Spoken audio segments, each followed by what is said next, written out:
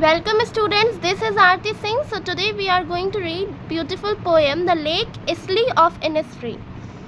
So the title of the chapter The Lake Isle of Innisfree.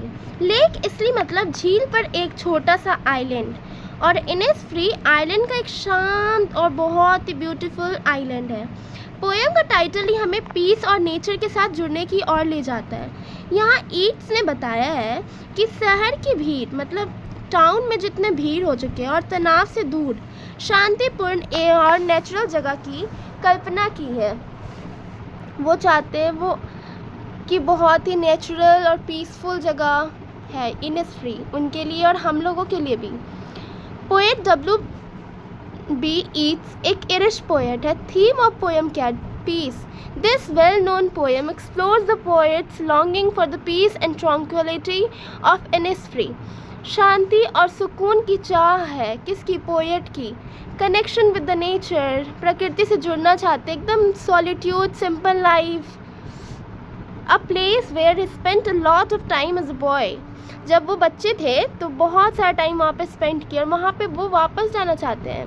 This poem is a lyric. ये poem क्या है? Lyric. यह कवि की फीलिंग्स और इमोशंस को एक्सप्रेस करता है इस पोएम, इसलिए इसको लिरिक बोला गया है। पोएम में ईट्स अपने चाइल्डहुड मेमोरीज और इनिसफ्री आइलैंड्स की यादें को व्यक्त करते हैं। पोएम हमें दिखाती है कि प्रकृति के बीच एक शांत जगह हमारी मेंटल पीस और हैप्पीनेस के लिए कितनी महत्वपूर्ण होती है, कितनी इम्पोर्टेंट होती है। दो क्वेश्चन हैं आप लोग के लिए। अगर आप भी एक शांत द्वीप पर जा सकते हैं तो आप क्या करना चाहते हैं? और दूसरा क्वेश्चन है, नेचर के साथ समय बिताने से आपका माइंड कैसे रिलैक्स होता है? कमेंट्स में बताइएगा आप लोग। So the very first line, I will arise and go now and go to Innisfree. कवि कह रहा है कि वो अभी उठकर Innisfree जाएगा। इसका मतलब है कि एक शहर की भीड़ और शोर से दूर एक शांत और सुंदर जगह पर जाना चाहता है। And a small cabin built there of clay and nettles made. वहाँ एक छोटा सा घर बनाएगा जो मिट्टी और लकड़ी से बना होगा। वह सरल सिंपल जीवन जीना चाहता है। बड़ी इमारतें या महंगे घर की जरूरत नहीं है। 9 bean rows will I have there a hive for the honeybee. वह अपने लिए छोटी खेती करेगा 9 bean rows लगाकर और साथ ही मधुमक्खियों के लिए छत्ता भी बनाएगा। इसका मतलब यह है कि कभी प्रकृति मतलब नेचर के साथ जुड़ा जीवन जीना चाहता है।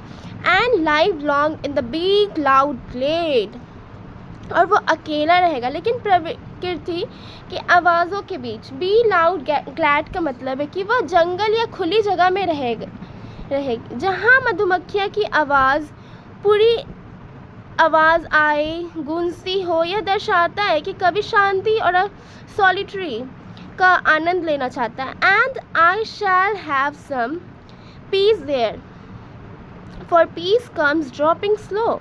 वहाँ उसे शांति मिलेगी। शांति धीरे धीरे आती है, जैसे प्रकृति की नर्म आवाज़ के साथ धीरे धीरे महसूस हो वैसा।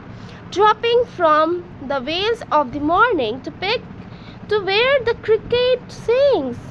सुबह की हल्की धूप और हवा के साथ शांति से धीरे धीरे सुबह आती है। वहाँ जहाँ झिंगूर क्रिकेट अपनी आवाज़ में गाता है। कवि ने प्रकृति की सुंदरता और ब्यूटी को दिखाने के लिए यह लिखा है। There midnights all a glimmer and noon a purple glow. रात में वहाँ सब कुछ हल्का सा चमकता है और दिन में पर्पल रंग की रोशनी। रात और दिन दोनों ही सुंदर और शांतिपूर्ण है, पूरा एकदम magical. And evenings fulls of linnets wings. शामों में छोटे पक्षियों की आवाज़ पंखों की हल्की हलचल से भरी है। कभी नेचर की हर चीज़ का आनंद लेता है।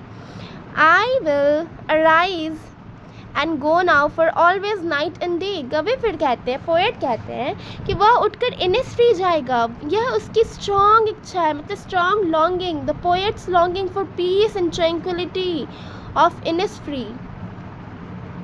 उसकी एकदम लॉन्गिंग्स है कि वहाँ वो जाना ही चाहता है। स्ट्रॉन्ग इच्छा को दिखा रहा है ये line. I will arise and go, ये तो पढ़े. I hear the lake water lapping with loud sounds by the shore. वो हमेशा लेक की हल्की लहरों की आवाज़ सुन सकता है. ये शो कर रहा है कि वह प्रकृति के साथ गहरा कनेक्शंस महसूस कर रहे हैं. while I stand on the roadway or the pavement's grey, भले ही कभी शहर में खड़ा हो, सड़क या फुटपाथ पर, उसे हमेशा इनिस्फ्री की आवाज़ और शांति महसूस होगी. While I stand on the roadway or I hear it in the deep heart's core. वह लेक की आवाज़ अपने दिल की गहराई में भी सुनता है. यह दर्शाता है कि कवि की आंतरिक शांति, इनर पीस और सुख प्रकृति में ही है. सो रिवाइज करा देते हैं चैप्टर और समरी. ईट्स इस कविता में अपने चाइल्डहुड मेमोरीज और प्रकृति की सुंदरता को दर्शाता है.